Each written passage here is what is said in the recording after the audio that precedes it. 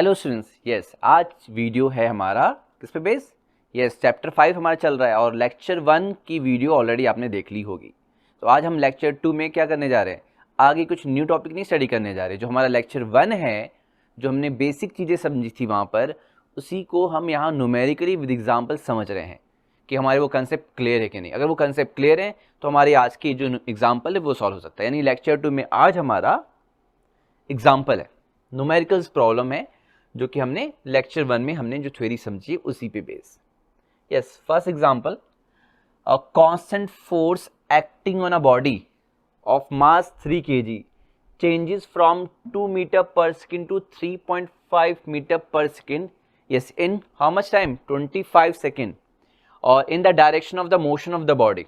ठीक है, body move करे एक पर्टिकुलर डायरेक्शन में और उस बॉडी की वेलोसिटी चेंज हो रही है कांस्टेंट फोर्स लगने से। और वेलोसिटी में चेंज क्या आ रहा है?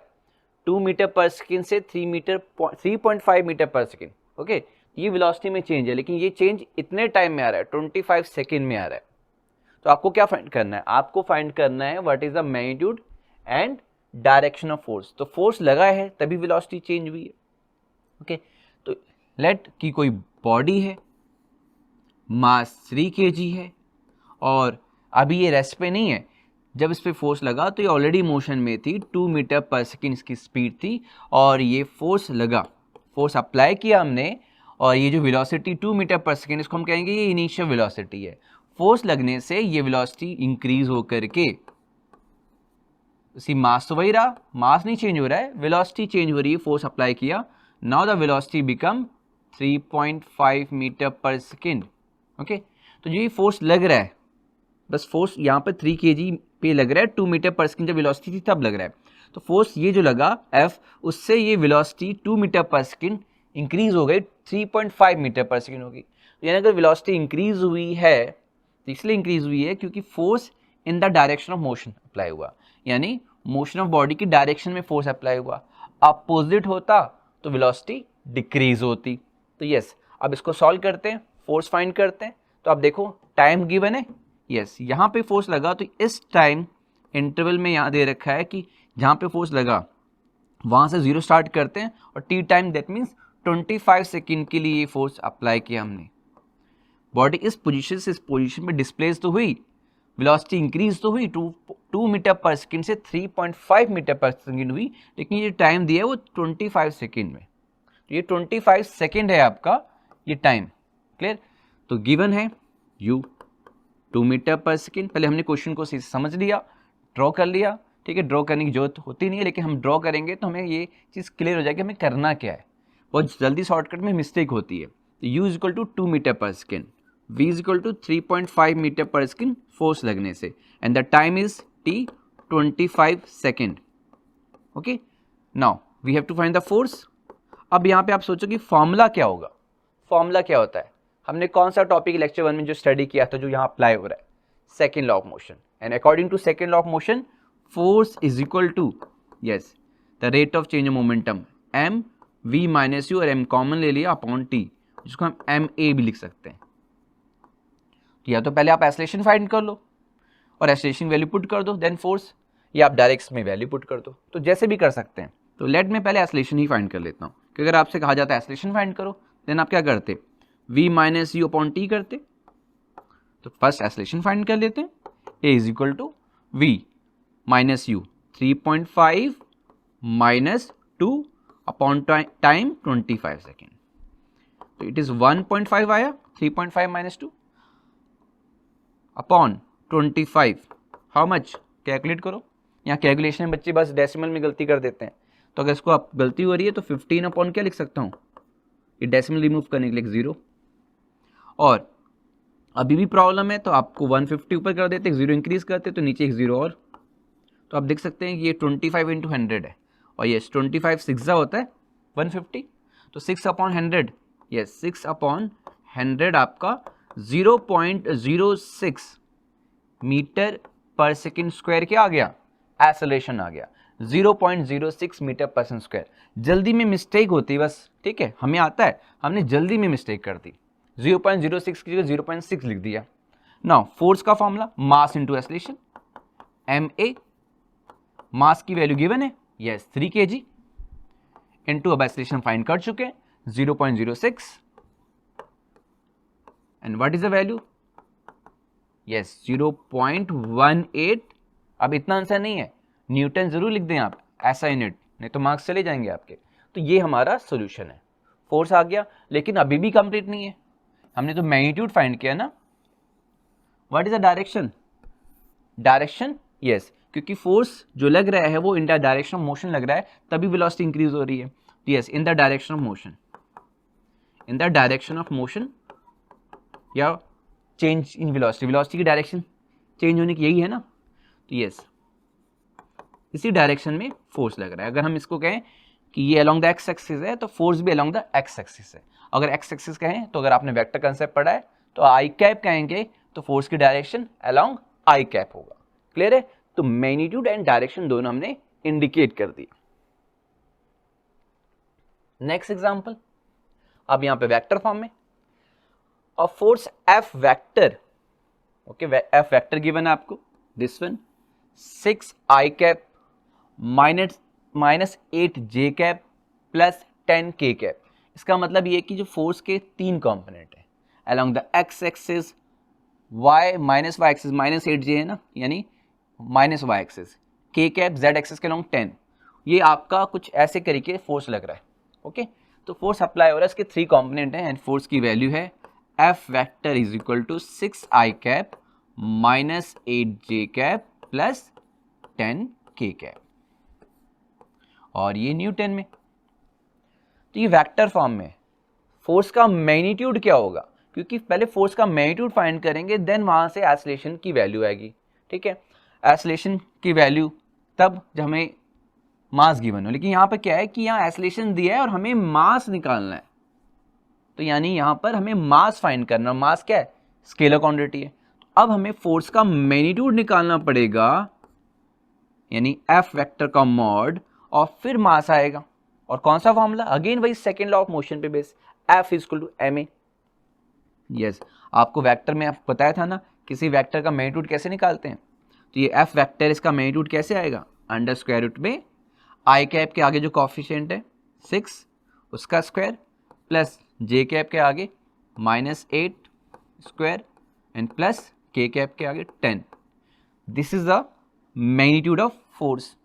आई कैप के आगे ये 6 का स्क्वायर, जे कैप का माइनस 8 और के कैप का 10। जरा इसको सॉल्व कर दो, हमें क्या मिलेगा, फोर्स 6 का स्क्वायर 36, 8 का स्क्वायर 64, माइनस का स्क्वायर तो माइनस माइनस प्लस हो जाता है, तो यस माइनस माइनस प्लस, और 8 का स्क्वायर 64, 10 का square 100 and what we get, f is equal to 36 plus 64 100, 100 plus 100 200, तो root 200 and we can write it 10 root 2 newton, क्योंकि 100 का किसका 10 का स्क्वायर 100 होता है, तो 10 तो बाहर आ गया रूट के, 2 बचा अंदर, 10 रूट 2 न्यूटन। तो फोर्स की वैल्यू आ गई 10 रूट 2 न्यूटन। अब फोर्स की वैल्यू आ गई, मास फाइंड करना है, तो मास इज इक्वल टू क्या, फोर्स अपॉन एक्सेलरेशन। ये फॉर्मूला क्या है, f is equal to m a वाला तो फॉर्मूला है हमारा सेकेंड लॉ ऑफ मोशन के according, f is equal to m a, यहां से ए आ जाएगा, ए गिवन है, मास आ जाएगा, एफ अपॉन ए, मास फाइंड कर लो। तो 10 रूट 2 फोर्स हो गया, एक्सेलरेशन देखो रूट 2 में दिया है ना, तो इसका मतलब कैलकुलेशन तो इजी करने के लिए, तो रूट 2, तो root two cancel and what is the mass 10 kg। SI system में किलोग्राम में, ग्राम में नहीं है, केजी में होता है, तो ये एसआई सिस्टम में, ये भी एसआई सिस्टम में, तो मास भी एसआई सिस्टम में आना चाहिए, तो 10 kg लिखेंगे। तो क्लियर हो गया, बहुत सिंपल सा न्यूमेरिकल था, लेकिन ध्यान क्या रखना है कि वेक्टर फॉर्म में है तो इसका मैग्नीट्यूड फाइंड करना था, और फिर ये सेकेंड लॉ ऑफ मोशन वाला फॉर्मूला अप्लाई करना था। नाउ नेक्स्ट, क्योंकि बेसिक न्यूमेरिकल्स हैं, पहले बेसिक न्यूमेरिकल सही से आना चाहिए, तब हाई लेवल पे चलेंगे। नेक्स्ट एग्जांपल क्या गिवन है,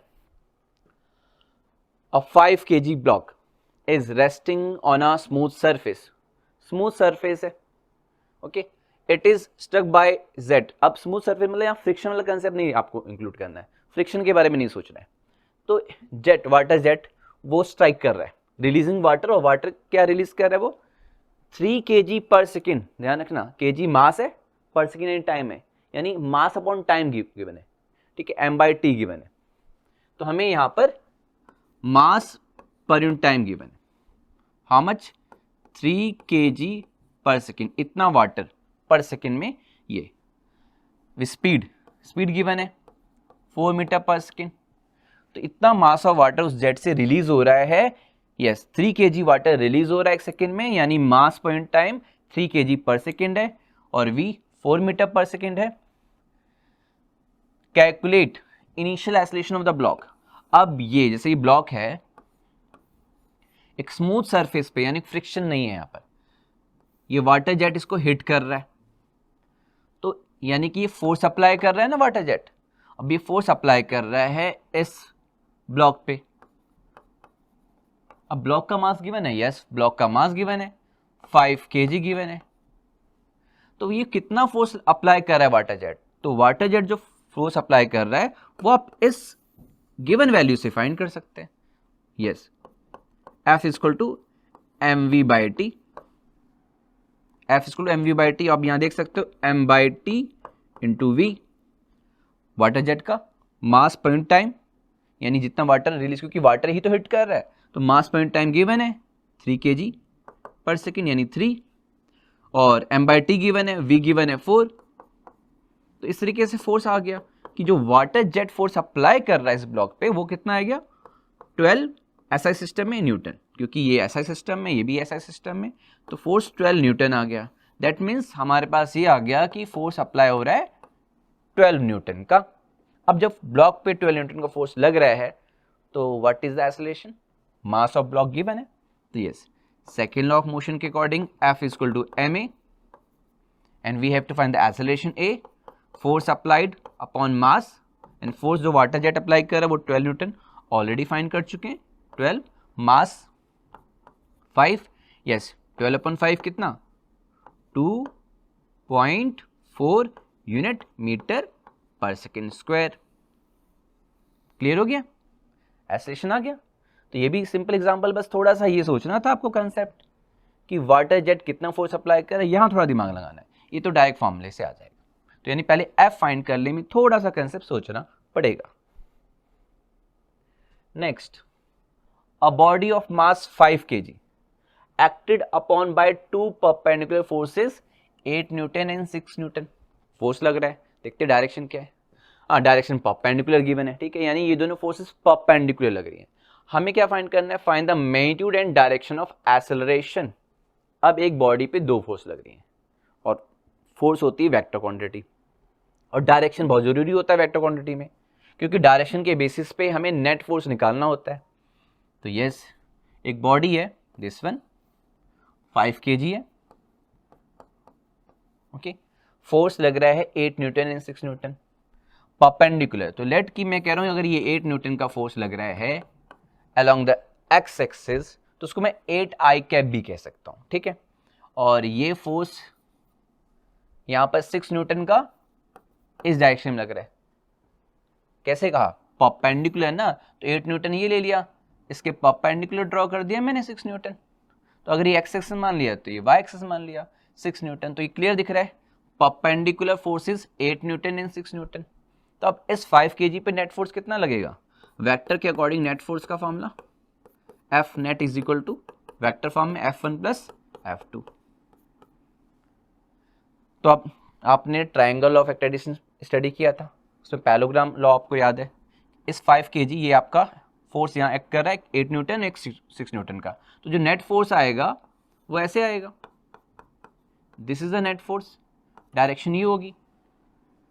अब मैग्नीट्यूड क्या होगा, तो अगर ये वेक्टर फॉर्म इस तरीके से हमने रिप्रेजेंट किया तो what is the magnitude of net force, formula याद है आपको, पैरेललोग्राम लॉ ऑफ एक्टेडिशन में स्टडी किया, yes under square root F1 vector के मॉड का स्क्वायर प्लस F2 वेक्टर के मॉड का square 2F1 F2 cos angle दोनों के बीच में, और ये एंगल यहाँ पे क्या है थीटा की वैल्यू 90, तो cos 90 क्या होता है 0, cos 90 0 हो गया तो ये टर्म 0 हो जाएगा, तो क्योंकि cos 90 हमारा 0 होता है तो देयरफॉर नेट फोर्स की वैल्यू क्या आई अंडर रूट में F1 का स्क्वायर प्लस F2 का स्क्वायर, तो आप डायरेक्ट भी कर सकते हो, लेकिन ये कि इस तरीके से स्टेप बताने से अगर एंगल चेंज भी कर दिया जाए कि इन दोनों में 60 डिग्री कर दिया जाए तो ये कंसेप्ट यूज़ करना पड़ेगा। ये तभी होगा फॉर्मूला कि आपने डायरेक्ट लिख लिया कि परपेंडिकुलर है तो कुछ पाइथागोरस जैसा आपको फॉर्मूला नजर आ रहा है, बट मेन ये चीज़ अप्लाई करना आना चाहिए कि ये चीज़ यहाँ से आई है। तो वैल्यू पुट करते हैं, नेट फोर्स की वैल्यू आ जाएगी F1 8 न्यूटन 8 का square, this is F1, this is F2 plus 6 newton का square, yes 8 square plus 6 square how much, अभी सॉल्व किया आपने, 8 का स्क्वायर 64, 6 का स्क्वायर 36, 100 आ जाएगा और 100 का रूट, यस, तो we get F net is equal to 10 newton, यानी कि जो फोर्स लगा वो 10 न्यूटन का। 8 प्लस 6 कब करते, यानी 8 प्लस 6 14 न्यूटन कब करते, जब दोनों फोर्स सेम डायरेक्शन में होता, यानी इन दोनों फोर्स में अगर कहते हैं एंगल 0 होता तो हमारा 14 न्यूटन आता, और अगर अपोजिट डायरेक्शन में होता तो 8 माइनस 6 करते, 8 माइनस 6 करते, एंगल 180 होता तो क्या आता 2 न्यूटन आता। परपेंडिकुलर फोर्स कितना है 10 न्यूटन, ओके। तो यानी एंगल पे डिपेंड कर रहा है कि फोर्स की नेट वैल्यू क्या होगी, इस एंगल यानी परपेंडिकुलर है इसीलिए यहाँ पे 10 न्यूटन का फोर्स लग रहा है, तो नेट फोर्स 10 न्यूटन आ गया।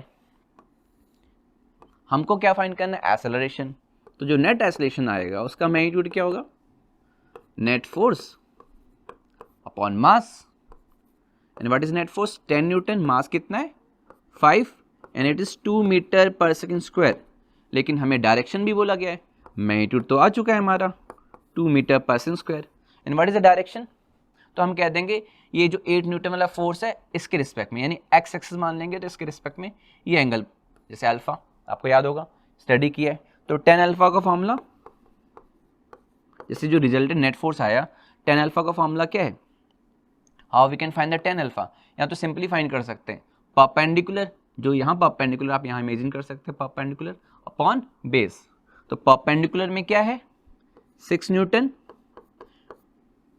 10 अल्फा के सामने जो लाइन परपेंडिकुलर वेक्टर के अकॉर्डिंग अगर मैंने परपेंडिकुलर ऐसे करके ड्रॉ किया तो सेम इसके पैरेलल है ना, यानी इक्वल वेक्टर हो जाएंगे 6 newton, base 8 newton, and how much we gate